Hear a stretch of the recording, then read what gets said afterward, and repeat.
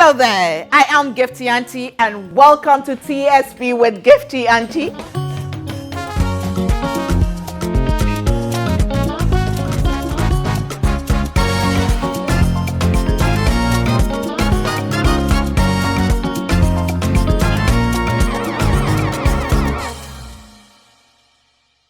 Hello there and welcome to TSP with me, Gifty Auntie, and today we do have a program, a story, a journey, an awakening, an advocacy to share.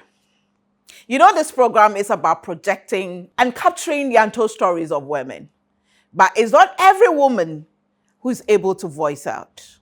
It's not every female who's able to come out to tell her story. But we have some people who have made it their passion to give a voice to such women and also fight, advocate, and seek solutions to their various challenges. Today, we are going to look at sexual harassment in schools, especially in tertiary institutions. I remember years ago, anyway, one of my guests, I'm not sure she'll remember, but I remind her on the show. But this is a matter that we need to take seriously.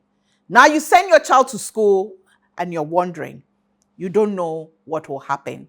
This is not to cause panic or fear and panic, but to open our eyes to some of the things that are happening and what we can do to help especially our girls in school and even at the workplace. Before I introduce her, let me say thank you to Amazing Grace Enterprise Studio opposite the fire service for my fabric. This outfit, very loose, very free.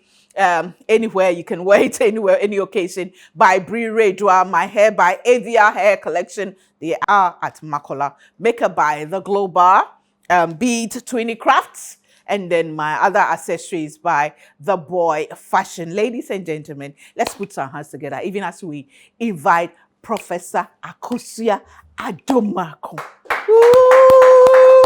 And yes, please. So please, when will you change? You look the same. The last I saw, God knows how many years. But very good. Please have a say. And also, Madam Genevieve Patented, right? Did I get it right? Good, you look lovely. Thank and you. As colorful as I look. Please have a seat. We'll be back with a beautiful discussion. Don't go anywhere. Call your friend to call a friend to tune in because we are about to have a very candid conversation. We'll be back.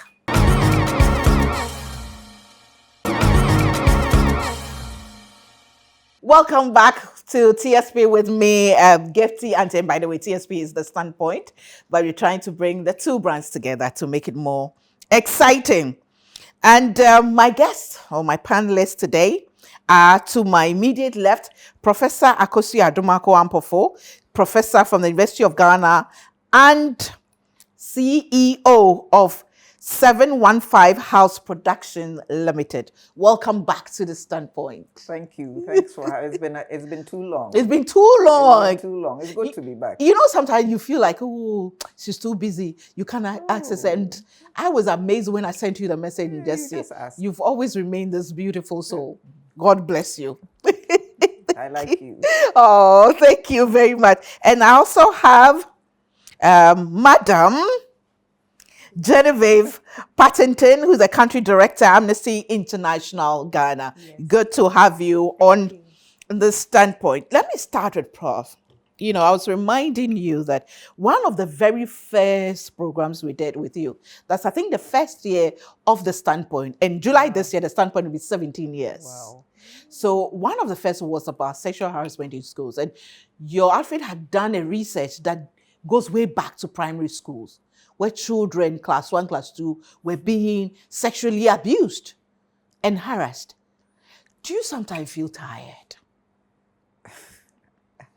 Truth be told, I haven't worked on issues of sexual violence for a number of years. Right. As an academic, I've worked on it as an activist, okay. Right? If we divide my personality into two. Right. So net right and net so right, on. yes. Tired, yes. Depressing, as they say. Sometimes the more things change, the more they stay the same. And just the terrain of male-female relationships, there's some empowerment happening, and then there's some regression happening. And the regression makes you feel sad that it's not so much that people have put in work, and so you would hope that there will be change. Right. But you feel sad that young people, young women, find themselves in situations that they feel that they don't have alternatives. And that's very painful when you hear some of the stories. It's really painful. Is there a situation where sometimes we see an improvement and then there's this retrogression or, decline? I think as whether you're looking at, especially race, race is a good example. When there's progress, the people who don't want Black or brown people to progress, there'll be a backlash. So it's similar with gender. When there's improvement for women and girls, the people who have enjoyed a sense of entitlement and have had free access to women's bodies, have had power, there will be a backlash. Some of it is intentional, some of it is less conscious. So you'll see it in the comments people make, and it is not only men who contribute to a climate of sexual harassment. Women can contribute to it unconsciously by their acceptance, by their fear, and so on. So yes, a lot of things that have to do with social progress often move in cycles. So you'll see some progressive movement, then you'll see some regression, because what will I say? The enemies of progress will always come in to try to pull you back. Are you okay if I call you Genevieve? Yes, of course, that's, on... Then you have to call me Akosia. Sister Akos. We were having a conversation on another platform, and I could tell the passion, your frustration in it. And I was getting this sense of, unfortunately, some young women accept, not just young women in general, sometimes even older women in well-to-do, well-established, well-resourced, sometimes in top positions, accepting that sexual harassment is part of the journey. Yes, unfortunately, a lot of women accept this, but it is not supposed to be part of our journey. Like Professor Akosia said, there's a lot to do with normalization and just seeing rape culture as a culture. And we need to move away from that. I'll give you examples of some sexual harassment that maybe people feel it's okay, like sexual jokes, just passing a comment on someone's body, or your bum is looking nice today, or I really love the dress you're wearing is bringing all your shape out. Those are unwarranted comments. Those are comments that people don't appreciate. We sometimes, as women, because we don't want to be seen aggressive, we sometimes maybe do a little smile or, just to let the comment pass by. But it doesn't mean that it's appreciated. Right. So these are some of the things. And I would come to normalization, because some people actually think there's nothing wrong with passing these comments, because it's so part of male behavior to do this in our society. It's so normal to pass. Sorry to come, but I'm sure you've heard, we hear things, boys will always be boys. Yes.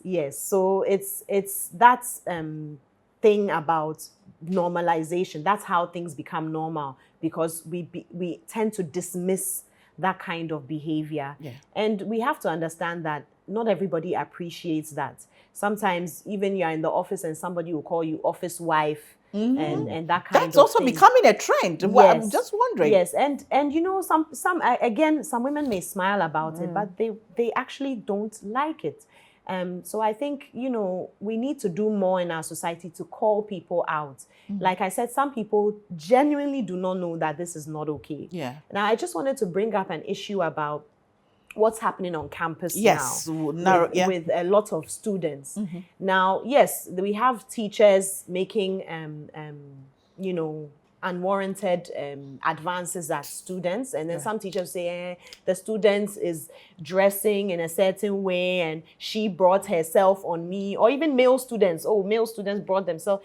At the end of the day, there is power dynamics involved, period. So you cannot say because a student made advances on you, so you gave in. I mean, are we kids here? Like somebody holding a lollipop in front of you and then you decide to give in to that. I mean, we are grown, we're adults.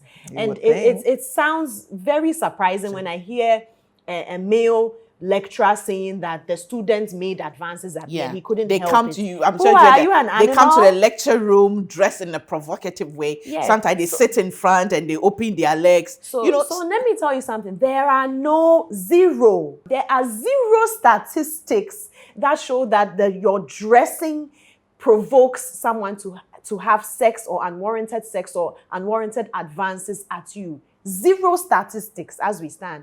In Ghana alone, sexual harassment, rape, domestic violence, most of the time rape cases are with persons younger than 10 years old. That is what the statistics show. And most of the time it's children, it's babies that are being raped. Are babies wearing sexual clothing? They're wearing diapers, for goodness sake. So we have to wake up and stop saying that it's dressing. Another issue what's happening on campus is date rape drugs. So what's happening is that a lot of students are using drugs to, like party drugs, they give it to girls or men, because I've heard young male students also having their drinks, spiked, and they drink this and kind of get semi-paralyzed, have absolutely no idea what has happened to them, but they just feel, uncomfortable and realize definitely I've been harassed. I don't know who did it, and it has happened. So there's a huge issue with drugs on campus, and unfortunately it's in most tertiary schools in Ghana. We always say sexual consent is like tea. Somebody can offer you tea when you go to their house, and you can say, you know what, I'm okay, I don't want any tea. And you're like, oh, please, this is really nice tea. Try it. It's from England. It's the best. It's PG tips, whatever. And you're still like, no, I don't like it. Then maybe you may try the tea, and then you're like, you know what, this tea is too warm for me. I want to stop drinking it. And the person cannot force you to drink it. So that's just how sexual consent is anyway. That's how we frame it to educate students that consent can be given, but it can also be taken away at any time during the encounter. Yeah. Consent can be given, but it can be taken at any time during the encounter. But unfortunately, that's not what happens.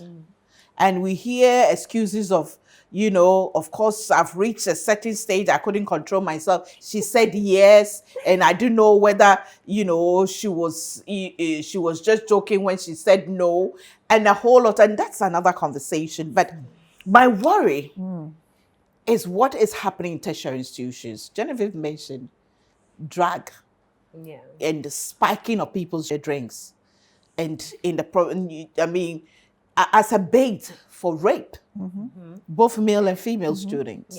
Then it affects the social lives of students. Oh, for sure. And unfortunately, our campuses are so overpopulated is probably the word. So we are inundated. Many of us don't know all of our students. The classes are large. Some live on campus, some don't live. Young people are walking around. You don't even know whether they are students or not. That's true. Right? So we have a less personal culture.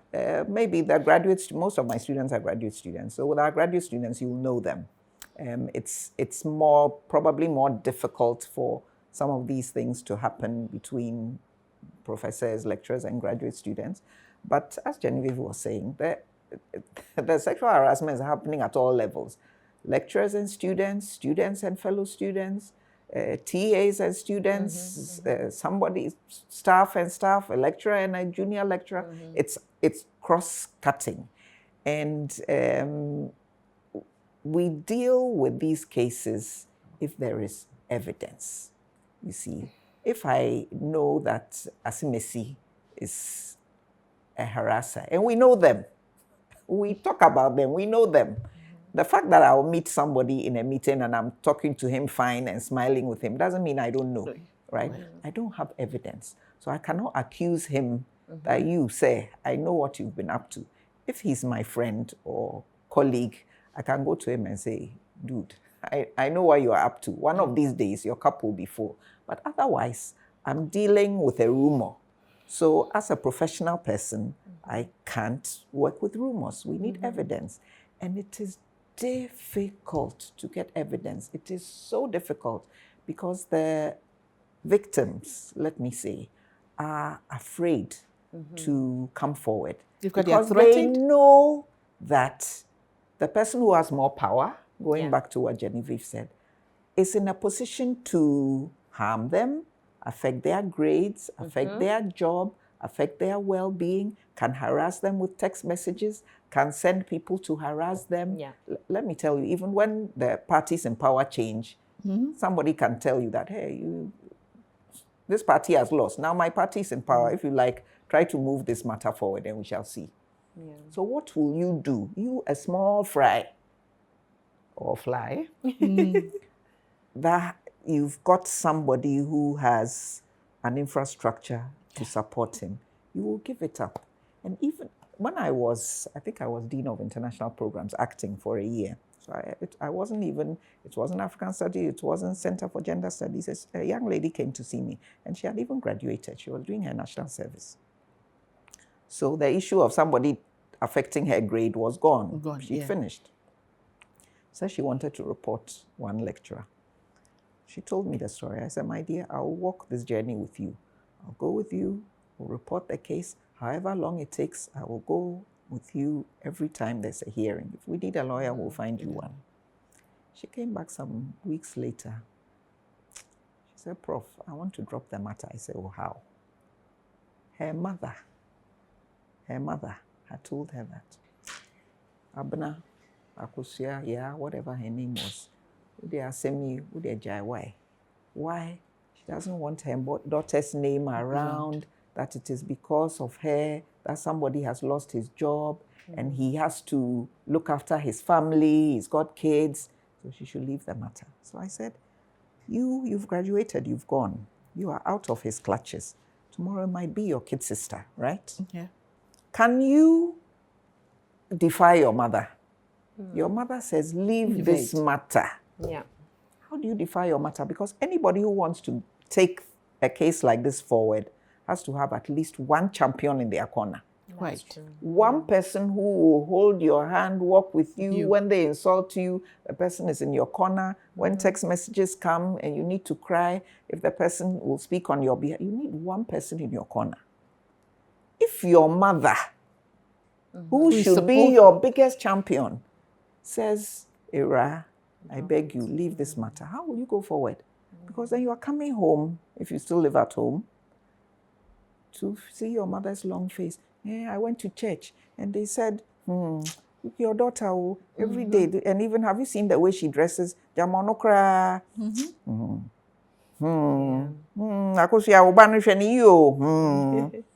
The pastor or bishop may even come and beg your mother that leave this matter.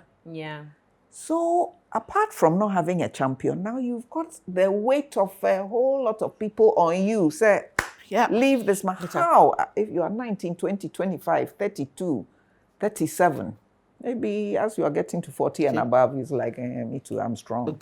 How will you carry this matter forward? You'll be afraid. You don't want the wahala. And investigative procedures take time. So it's not like, okay, I've reported today, next week the matter is solved, I live my life. It can go on and on and on. Also because we want to give the accused also a hearing.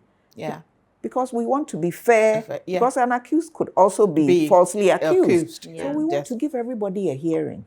In order to give everybody a hearing, this matter can drag. So you can give up. You can give up because you don't want this wahala. And Ghana is small. And I'm also saying this to the camera, that if anybody makes you sign something to say that you will not deal with this matter later, there are certain, a crime is a crime, but There are certain crimes which cannot be settled out of court. Yeah. Right? Yeah. So if you come and rape my minor child, As for that one. it's defilement. If even I, the mother, say that we are settling this matter out of The court, state. it's a crime against the state. Yeah. So the state can say, Madam, you've decided you don't want to pursue this matter. We will are pursue taking it.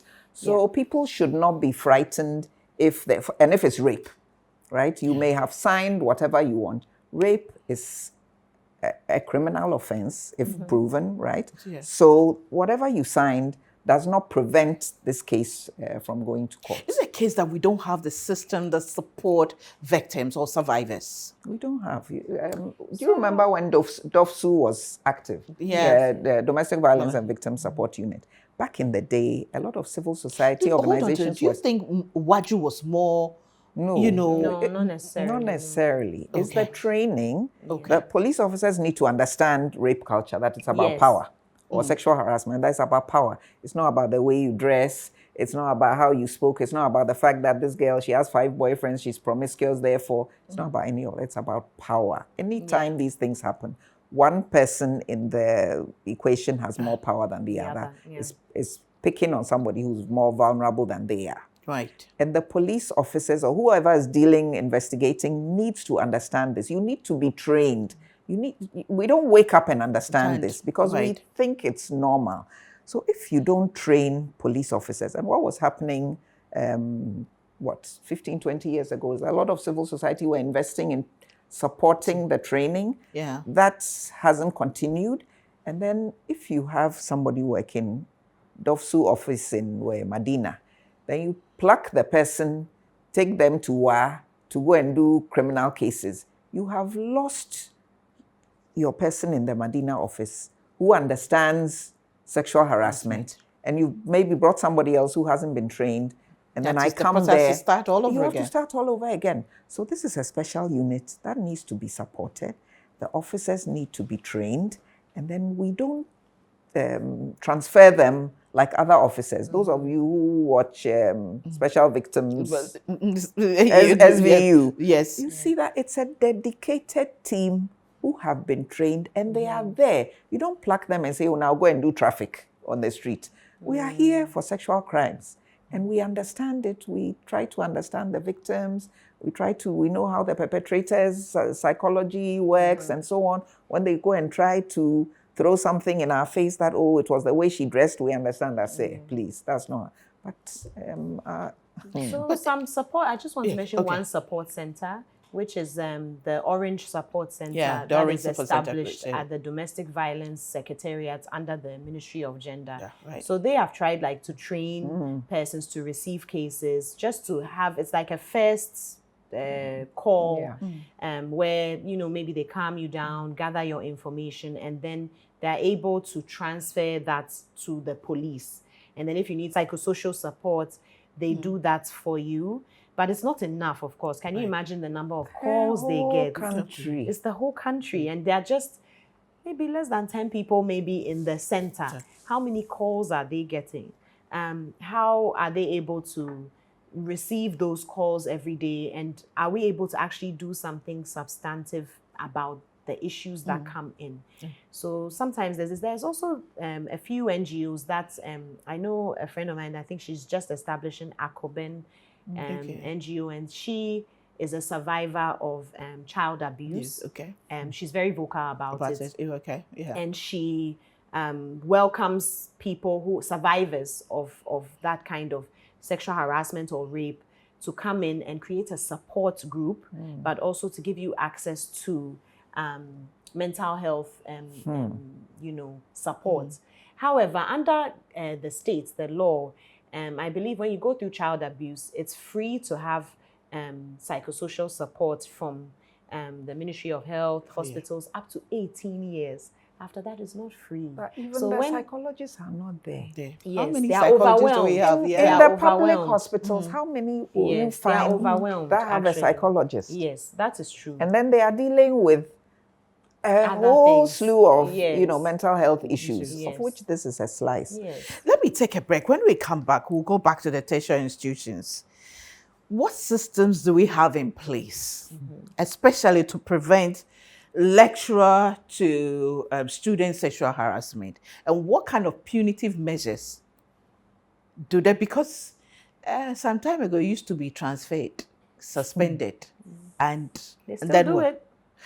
Well, you are watching TSP with me, Gifty, and we are talking about sexual harassment, in a broader scope, and by narrowing it down to the educational institutions, especially tertiary institutions. Again, I say thank you to Juice Time 100% fruit juices, Bigo Drinks, House of Food, Yacht Cleaning Services. Thank you to Zen Garden, Eden's Heaven Garden for our natural plants. We take a break. When we come back, we'll continue this.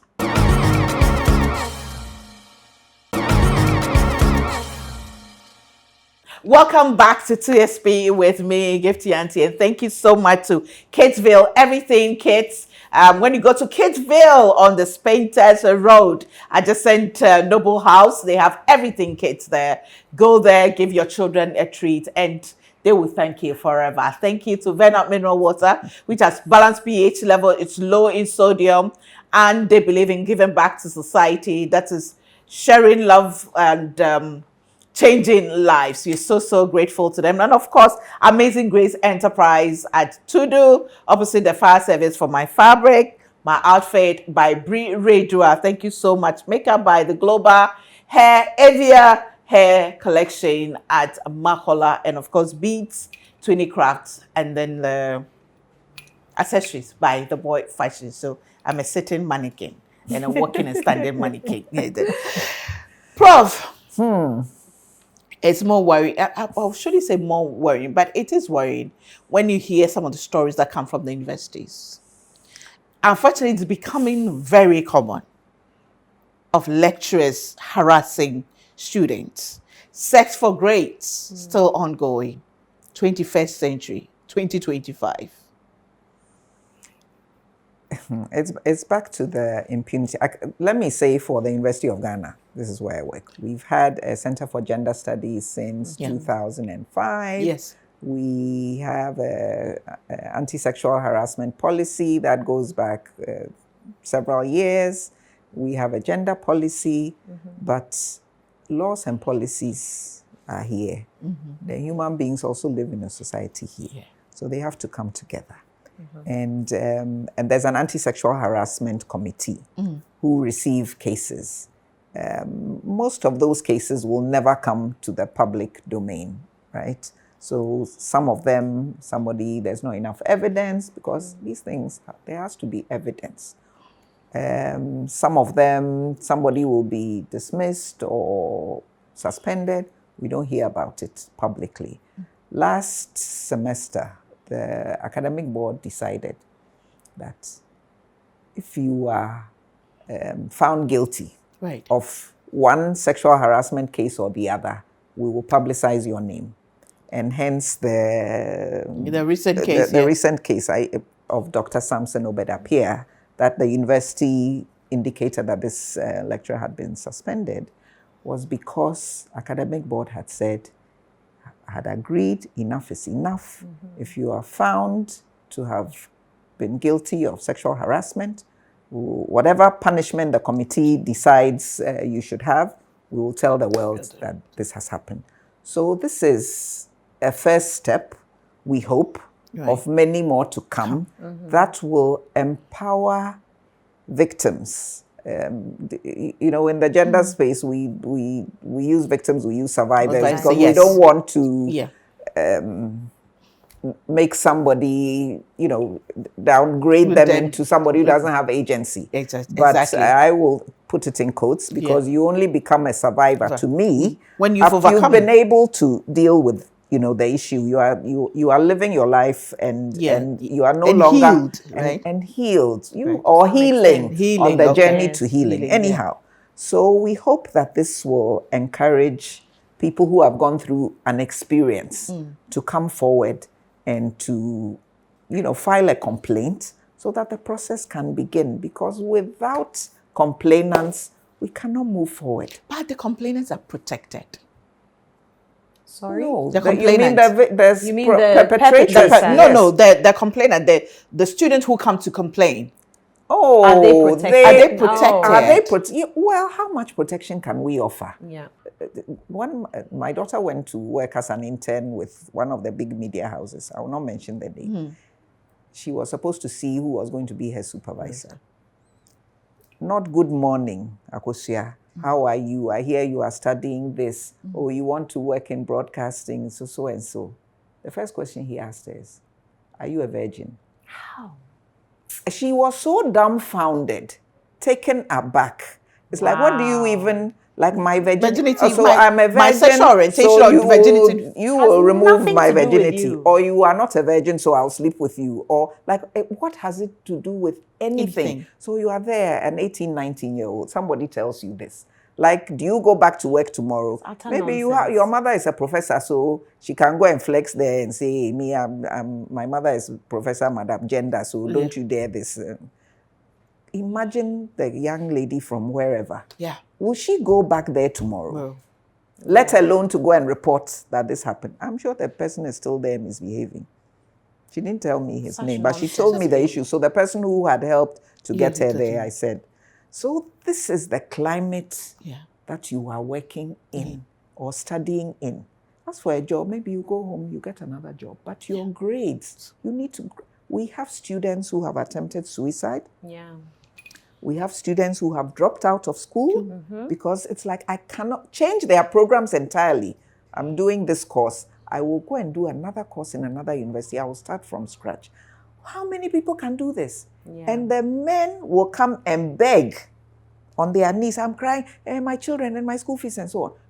Does anybody care about the student who almost committed suicide? Yeah. So that there's a lot more that we need to do. Maybe we've done a little, and perhaps Legon is even doing well in terms of the systems. Right. Yeah, But the culture that we have to change, like you said, somebody will say, me, they would, hey, Akosia, I don't want for, but me can, ubekasa sexual harassment, inti menka. So what can we? And what do you want me to say to you at that point? If you just say, oh, Akosia, this morning you are looking well, full stop, what happens? Yeah. Then I'll say, oh, thank you very much. You are not looking bad yourself. And on we go with our business. Yeah. If you deal with some of the things that we are dealing with, of course you're angry. Of course you are angry. You know, I tell when people, the first time when people ask me, what made you start to the standpoint? I said, because I was angry. You know, it was interesting. I was with a friend earlier on and he was requesting for an Uber. And he was just looking at the app. I told him I was coming in to talk about sexual harassment.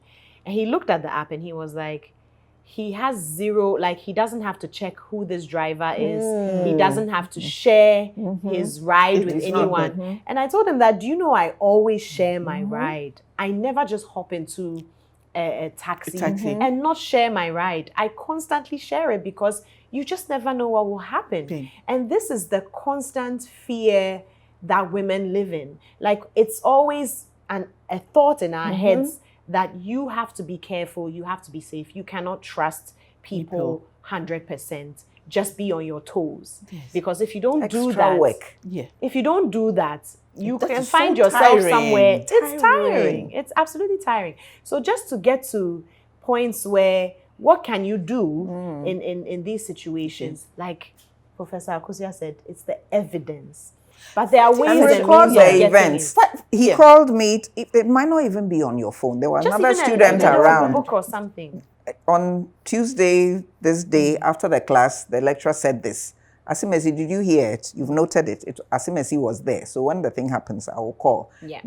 It's work, it's tiring, it's exhausting. But it's worth it. And Genevieve said something earlier before we came in that when they do education, they tell students, when the person calls you into his office, go with somebody. Don't go alone. Don't go alone. Never go alone. Do not go alone. I was a student of Legon. I never entered any lecturer's office alone. I just didn't. Leave the door open. They'll tell you close it. And then anybody who insists close the door, leave. It's a red flag. Yes. It's a red flag. If sometimes the aircon is on, they'll tell you close the door. Fair enough. But don't go alone. Don't. And it's a shame we have to think about these things, right? It's a shame. Even with drinks, you may even be having a drink with the lecturer. Because for us, sometimes as maybe we are executives of a committee. And we should be able to socialize without fear. So sometimes you have a drink with a lecturer. Yeah. You can't say, in fact, whether it's a lecturer or even a student, leaving your drink, saying you are going to the washroom, please don't come back and drink the same drink. Yeah. It is a no. If you leave your drink, don't come back and touch it. Sure. And when you're at a bar or club, again, coming to student-student interactions, or even students and an external person, going to the washroom alone is also a no-no. It's always good to tell a friend, hey, and then I'll go with you. Then you're two ladies, you're going to the washroom, you come back together. Let's be each other's keepers. Your sister's keeper. It is very, very important. You don't leave your friend to go to the washroom alone. Because you don't know whether she'll come back. Yeah. You don't know if she'll come back harmed, So go together, come back together. If you go out with a friend, go together, come back together, or ensure that, hey, are you home? Confirm. Say, even me at this age, can you imagine? Yeah. I take a picture of me lying in bed with my friends, and then we make funny faces. Right. I'm home. I'm home, you take a silly picture. And if you've taken any alcohol or anything, don't get into a car alone and go home. Somebody should go with you. Yes. Even my crew, they're here. Every time after recording, they get in the evening, I said, hope everybody has gone home. Say everybody's home safely. Yeah. Because it's just, and another thing I wanted to introduce into the conversation, one of my daughters told me the lecturer sent him a nude picture of himself, but they did that thing, what do they call it? View once. View once. View once. Yes. So she just saw it and it was gone. Okay, so the trick here is that if anyone sends you, especially a lecturer, sending you a view once photo, most of the time, most people have two phones now. If you have a friend, please, when you open it, use the other phone. Take a shot. Take a shot. It works. Because, yes. You use another phone to take a picture of the view once. You viewed it once. Your phone has taken it. Yeah. And that is another issue. The whole, sending unwanted pictures of private parts. Yeah. Oh, it's sick behavior. But especially when, again, it's not consensual and you are the lecturer. There's a power dynamic. Why are you sending pictures of your genitals to a student? And then here I am coming to sit in class with you and I'm looking at your face. And then having nightmares of your genitals in my face because you sent me pictures. It's very highly, please, ladies and gentlemen, it is highly inappropriate to be sending students pictures of parts they shouldn't be seeing to them and doing view ones. Please stop it. Do you agree with this name and shame? I believe in it seriously. And a lot of young women are taken to social media, and what they do is that if they hear that one lecturer is doing something, they'll slaughter you in the media. Unfortunately, it doesn't happen enough in Ghana. I wish it would happen more. But unfortunately, what you get in Ghana is when they hear someone does something, it's name and shame, but then all of a sudden the people are like, she just wants attention. She's reporting because she got bad grades. The backlash that the Prof is talking about. Yeah. This is the problem. Why aren't we supportive of people's stories when they tell their story about sexual harassment? Yeah. Yes, I know that sometimes the person brilliant girls who don't go through sexual harassment. That is absolutely false. It's only girls who are not doing well. That is absolutely false. But again, it's a grooming exercise, and lecturers pick on students who look vulnerable. Maybe you are not a somebody, maybe, for example, my dad is an army officer. So the moment, retired army officer. So the moment a lecturer would hear my surname, I'm untouchable. But that's not the case for many girls, many young women. Okay, now I know your dad. For many young women, it is not the case. You mention their name, they realize that, this person is nobody really to them. So that power dynamic is there. I can groom this person. I can make this person think it's okay to contact you because you are the class rep. I've made you class rep. So I need your phone number. I need your phone number. I have to be in constant touch with you so that you share documents and things to other students. So, oh, I need to see you at 10 p.m. this evening. And then maybe the student will be like, oh, sorry, sir, but I'm out with friends. Or when you come back from class, do tell me when you are back so that back from your outing, let me know so that I pass by. I need to drop some documents with you. Why do you have to drop the documents at 11 p.m. at night?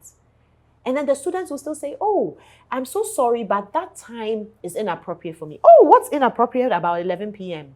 Gaslighting the students, making it look like... Are you a small girl? What could possibly happen? I'm just dropping documents. We're all adults here, right? We're all adults here, You two calm down. Yeah. You know? They say be calming down. Yes. Making it look like you are being funny or extra about things. And I mean, the flags are there. The red flags are there. And we should be very vigilant. And tell a friend you trust so that, you're not going through this alone. Sometimes it's good to threaten the lecturer. But once again, if you are the student, he will show you and make sure that your grades, you get D or F and you make sure you rewrite that. And the sad part is sometimes the person who is his superior that you report to is also doing the same thing. Yes, that's why anonymous reporting is the bro code. The bro code. Yes. Some men are angels. They won't hurt a fly. Yeah. But we are all sitting down drinking together. And you know that Kojo, that is his character. He goes around sexually harassing. Out him, because one day when the guillotine falls, and they throw the net and catch people, you'll be in it. Yeah. And you say that, hey, as for me, I was not part. Yeah. Please, that bro code. Stop. Don't be part. And out your colleagues who are talk to them. Because it can happen to your child as well. It can happen to your child. They forget that. And who will be there to hold your daughter's hand or your son's hand? Because it's not as if the boys are there was a case like that the angel friend who he knew was doing this did it to his own child. Wow. That's terrible. Is that the day you wake up only because it's your child? So because it's killing us. So being neutral is a decision. It's a decision. It is a decision. You can't say being neutral and silent. Being neutral and silent has a consequence. You can't say, oh, I'm neutral, I don't want to stay out of this. Because guess what? Your decision affects the party, like whatever happens. So if you don't speak out, how are we going to move forward? So I'm really happy you shared that. The male colleagues should talk to their other male colleagues and be like, we can win this fight? Oh, we can win. One day, I believe we can win one day. Small, but we have to be each other's keepers. We need to look out for each other. And when victims or survivors come out, we should not shame them. We should not stigmatize them. Yeah, especially from fellow women, from the Prof. Your final word. My final word is sometimes what we fear doesn't happen, right? As for bullies and blackmailers, even when you give in to them, they don't stop. So I think we should rather be bold and come out and name, complain, because maybe Dr. A, you let it go. But if you live long, you meet Dr. B, Nana C, Professor X, Bishop Y, you meet them. And you need to develop the tools to deal with this early. If you give in the first time, you'll give in the second time. When I say give in as in don't do anything about it, not give in to the sexual threats, because that also can happen. And if you give in to that, you are likely to give in again. So very often, the worst case scenario doesn't happen. Yes, you may not get the best grade. Report it, see it through. Also look for powerful people to be your champion and your agent, because we are there. When I say we as a powerful person, I think that as a professor soon to retire, I have some power. I know some people. Somebody comes to me, I can do something. If I can't do something, I know I know Genevieve. I can say go to Amnesty. They can also support you. I can, find people on the campus, go to. And we know the people who are no-goes. So don't go to the one who is a fellow harasser. You will know. The students know them. find somebody else. Okay. Thank you very much. But I'm just assuming that everybody knows what Amnesty International is. Can you tell us a bit about Amnesty International and what you do? Amnesty International is a human rights-based organization. It's non-profit, and it's also a membership-based organization. So it's global. We're in about 80 countries worldwide, and we have about 10 million members. Most of our funding comes from membership, from individuals. And in Ghana specifically, we work on gender-based violence. We work on, for example, witchcraft accusations. We work on sexual consent in schools. And we work on death penalty. I think that's one of our most famous campaigns. And prisoner rights. So these are some of the small areas we work on. Regarding sexual harassment, we will continue to advocate for students. We will continue to educate students on how to report. For example, most of the time we like to work with schools, get their reporting mechanism, and inform students how they can report sexual harassment cases. We educate students on how to gather evidence. And we also do the be each other's keeper sort of initiative, like a buddy system, where if you have gone through sexual harassment, what support services are available for you? Is there free counseling? Sometimes we are able to access free counselors that can, be part of your healing process, your healing journey. So we're able to refer, persons who need that kind of support. We have clubs actually in the universities, the tertiary schools, the nursing. Some of them, we just opened one in the nursing school, where we have human rights groups that talk about sexual harassment and that educate others on reporting mechanisms. Because at the end of the day, maybe you report to the school if you want to take things further. If it's a case, it's a criminal case where you have rape, you have to go to the police. We show you how to report to the police. What is the process? If you are raped, what you need to do. Because there's a rape kit, there's, you have to make sure you don't wash down. Unfortunately, it's the worst thing a victim survivor can go through. But unfortunately, when you are raped, you cannot wash down. You need to go straight to the police station, pick up the form, the medical form, go to the hospital. The police are saying that they have a one-stop shop now. But again, that is not enough, and that is at the headquarters. How about the regional offices? Is there a one-stop shop at all the regional offices? So I'm just telling you the reality on the ground. You go to DOFSU, they'll give you that medical report. You go to the hospital, the doctor will examine you, take you through that process. So Amnesty does that education for students, for everyone. And we have gender champions. We have champions on campus. They are doing an excellent job during 16 days of activism. Educating people on social media, but also on campus for a good 16 days, although they do it all year round as well, but it's more intensive in November, December.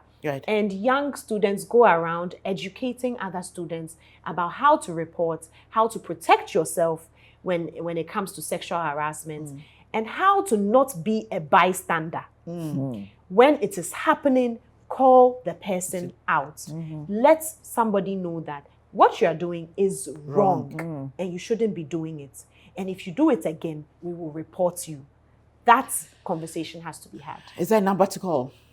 So I only know of the Orange Your Support Center. For us, we have a website. The Orange Support Center, I know, is 0800 111 222. So for that one, if you need psychosocial support or anything, you call that number. But for Amnesty International, you go to the website. You have to go to our website, or you come and visit our office. We're in Abelempe. We also receive cases, but we cannot see to cases because that is not our mandate. But we can definitely advise and refer. We always refer. We refer to Drudge, we refer to IOM, we refer to the police. Whatever it is, we can help you with the process. Yes. Okay. And at the University of Ghana, I can't talk for the other universities, they should go and report. They can go to the Center for Gender Studies and Advocacy, and they can lead them further, or they can go to the Dean of Students. But I would say if they go to Sejensa, Sejensa can direct them where to go to file their case with the Anti-Sexual Harassment Committee. And Prof, I'm looking forward to having a one-on-one personality interview very soon. I'll drag you here again. But tell me about before you retire. Oh, even after I retire is even better. Maybe it's even better. You see, after I think so. Yeah, it'll be better. But tell me about this 715 House Productions is something that I established with my daughter, a filmmaker, who had that unfortunate comment when she was an intern. And the idea is that we want to help, from my perspective, because I'm not she's a filmmaker, it's not my professional skill, but I want to support young creatives in the area of film, especially short film, animation films, podcasts, things like that. I have one film that I've produced to my name, When Women Speak. When Women Speak, yes. Which I'm a co-producer. Yes. So it makes me feel like now I can be a filmmaker. Hey, you are. But I think that they are creatives, and then some of us have a platform that we can leverage to support creatives. So that's the idea. Okay, that's awesome. That is awesome. That is awesome. I mean, she's always, busy. Never say that. Never know. Exactly. Thank you so much for coming to share. I've been educated, and I'm sure that there's a lot of hope out there. And as you said, it's not just one off. Every now and then we need to remind people that it has to be deliberate. It has to be, consistent. And people need to be reassured that there are people out there who still believe in them and believe their stories. Thank you so much. Thank you too. Thank you. See you again soon. It's a pleasure. Even though it was a difficult topic. It's what is it? It's energizing to talk about it because it engenders hope. Yes, because it does. The talking and putting the things one can do on the table gives you a feeling that because we can do this. An all gloomy kind of picture. We can do this. There's hope. We can do this. Yeah, and there's help as well. Thank you very much. Thank you too. I'll be back with a bit of me.